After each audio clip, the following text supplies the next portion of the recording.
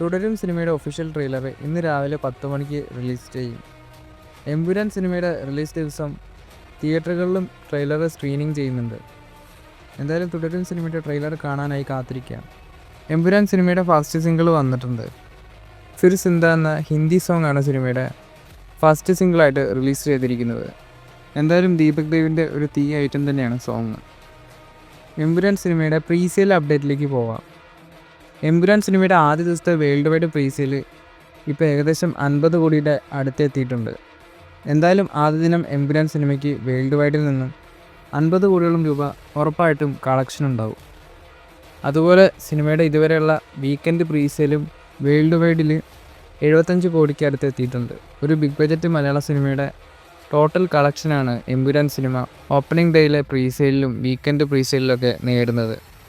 എന്തായാലും എമ്പുരാൻ സിനിമയുടെ ഈ ഒരു പ്രീസെയിൽ കണക്കുകളൊക്കെ കാണുമ്പോൾ മലയാള സിനിമ വലിയൊരു ലെവലിലേക്ക് വളർന്നുകൊണ്ടിരിക്കുകയാണെന്ന് നമുക്ക് മനസ്സിലാക്കാവുന്നതാണ്. തമിഴ്നാട്ടിലൂടെയും പ്രീസെയിലിൽ എമ്പുരാൻ സിനിമ റെക്കോർഡ് ഇട്ടിട്ടുണ്ട്.